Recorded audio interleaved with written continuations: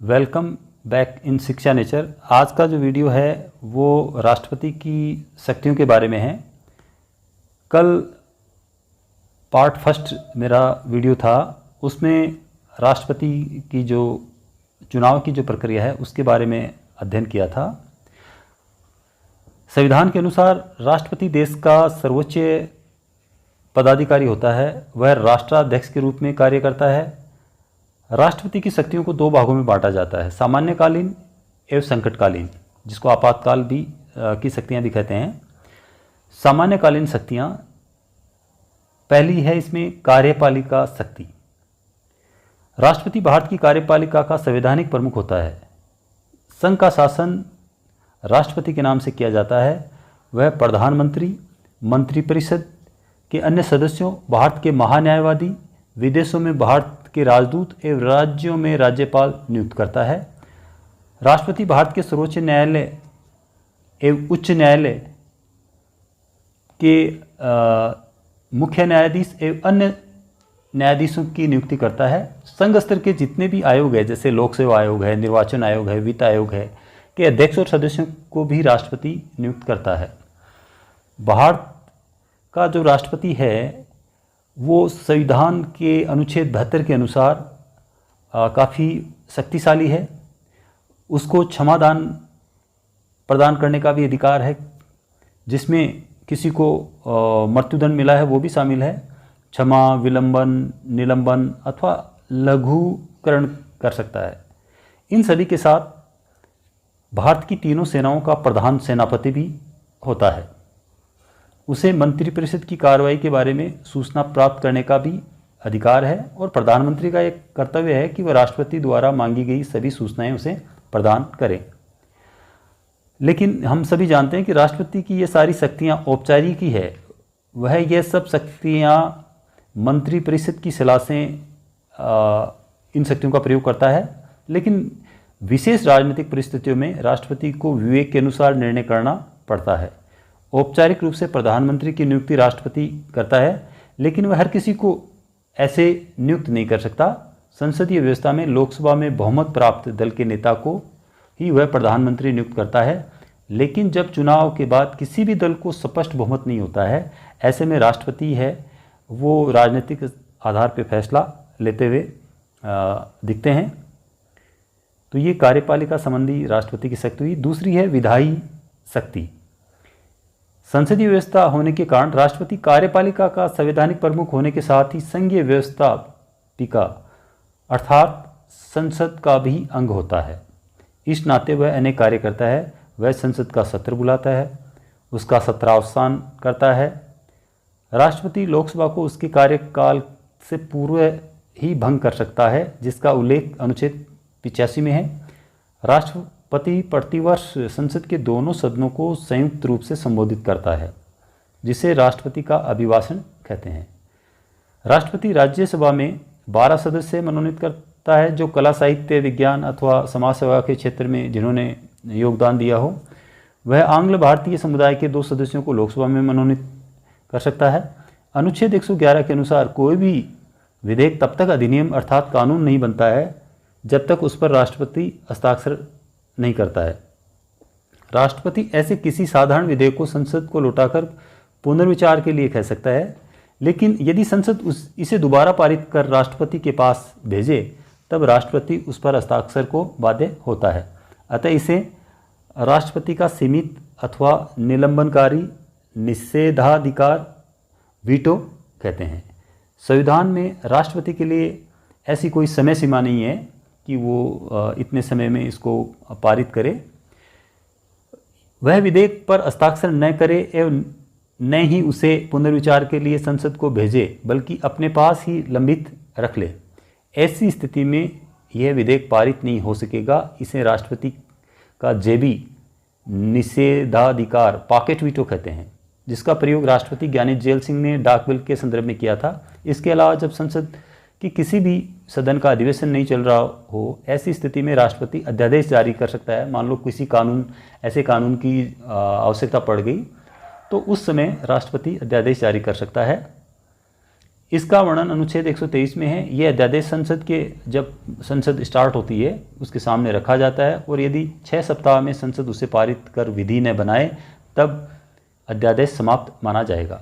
इस प्रकार राष्ट्रपति को संवैधानिक कार्यपालिका का प्रमुख होने के साथ साथ अनेक व्यवस्थापिका शक्तियाँ भी प्राप्त है। तीसरी है वित्तीय शक्तियाँ। भारतीय राष्ट्रपति को व्यापक शक्तियाँ प्राप्त है। अनुच्छेद 112 के अंतर्गत राष्ट्रपति संसद के समक्ष संघ का वार्षिक आय का विवरण प्रस्तुत करता है। अनुच्छेद 113 के तहत बिना राष्ट्रपति की सिफारिश के संसद से किसी प्रकार की धन की मांग नहीं की जा सकती। अनुच्छेद 117(1) में वित्त से संबंधित कोई विधेयक बिना राष्ट्रपति की पूर्व स्वीकृति के संसद में प्रस्तुत नहीं किया जा सकता तथा किसी भी विधेयक के पारित हो जाने पर भारत की संचित निधि से व्यय करना होगा। उस पर संसद का कोई सदन तब तक विचार नहीं कर सकता जब तक कि राष्ट्रपति उस पर विचार करने की सिफारिश नहीं करे। राष्ट्रपति की अनुमति से पूरक, अतिरिक्त तथा अन्य मांगे पेश की जाती है। राष्ट्रपति वित्त आयोग के सदस्यों और नियंत्रक एवं महालेखा परीक्षक की नियुक्ति करता है। उनके द्वारा प्रस्तुत प्रतिवेदनों को वह संसद के समक्ष प्रस्तुत करता है। राष्ट्रपति वित्त आयोग की सिफारिशों के आधार पर आयकर और अन्य करों से प्राप्त आय को केंद्र और राज्यों में उनका बंटवारा करता है।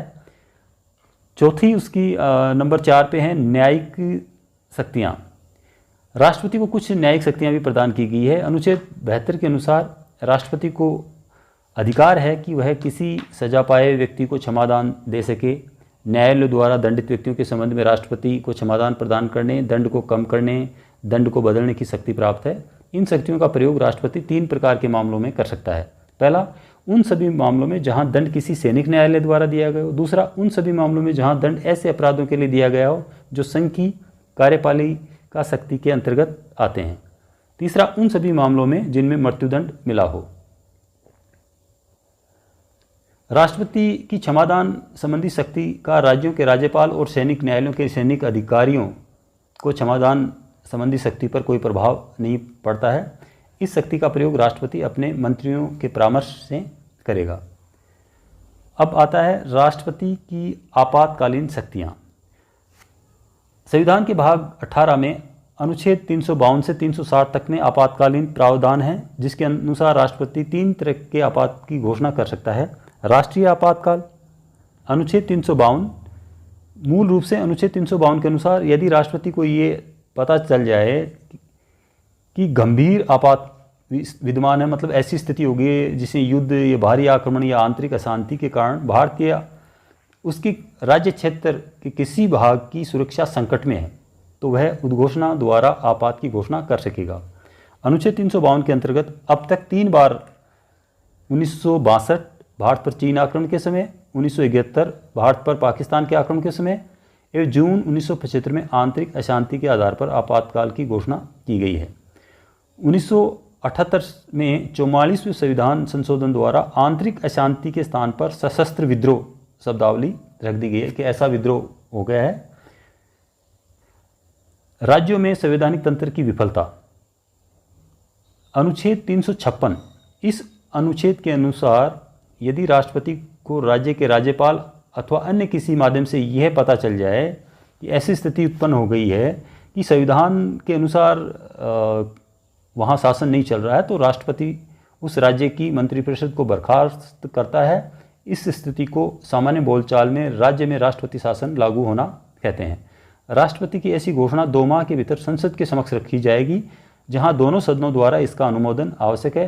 किसी राज्य में राष्ट्रपति शासन 1 वर्ष से अधिक अवधि के लिए तभी जारी रह सकता है जब अनुच्छेद 352 के तहत संपूर्ण भारत में अथवा उस राज्य या उसके किसी भाग में आपातकाल लागू हो तथा निर्वाचन आयोग यह प्रमाणित कर दे कि राज्य में चुनाव करवाना संभव नहीं है। लेकिन किसी भी परिस्थिति में किसी राज्य में 3 वर्ष से अधिक समय के लिए राष्ट्रपति शासन नहीं रह सकता। अर्थात इस प्रावधान का भी राजनीतिक आधार पर प्रयोग किया गया है। इस कारण देश में विभिन्न राज्यों में 100 से अधिक बार राष्ट्रपति शासन लागू है। केंद्र की सरकार राज्यों की विरोधी पार्टियों की सरकारों को इस अनुच्छेद के माध्यम से बर्खास्त करने का प्रयास करती है। इस प्रवृत्ति ने केंद्र और राज्यों के आपसी संबंधों को भी प्रभावित किया है। अनेक मामलों में सर्वोच्च न्यायालय ने राष्ट्रपति शासन की घोषणा को निरस्त कर पुनः राज्य सरकार को बहाल करने के आदेश दिए हैं, जिससे सिद्ध है कि इस अनुच्छेद का प्रयोग भी राजनीतिक कारणों से ज़्यादा हो रहा है। तीसरी शक्ति है वित्तीय आपातकाल। इस अनुच्छेद के अनुसार राष्ट्रपति को यह विश्वास हो जाता है कि ऐसी स्थिति उत्पन्न हो गई है जिससे भारत का वित्तीय स्थायित्व संकट में है, तब वह वित्तीय आपात की घोषणा कर सकता है। ऐसी घोषणा का 2 माह के भीतर संसद से अनुमोदन आवश्यक है। वित्तीय आपात के समय सभी अधिकारियों, जिसमें न्यायाधीश भी शामिल है, वेतन में कटौती की जा सकती है। देश में अब तक एक भी बार इस प्रकार का आपात है वो लागू नहीं हुआ है। इस प्रकार स्पष्ट है कि संवैधानिक रूप से सामान्य काल एवं संकट काल में राष्ट्रपति को व्यापक शक्तियाँ प्राप्त हैं, लेकिन वह इन शक्तियों का प्रयोग वास्तविक प्रयोगकर्ता नहीं है। संवैधानिक प्रावधानों एवं परंपराओं के कारण वह इन शक्तियों का प्रयोग प्रधानमंत्री व मंत्रिपरिषद की सिफारिश पर ही कर सकता है। अगर आपको वीडियो अच्छा लगे तो लाइक करें, सब्सक्राइब करें। Thank you very much.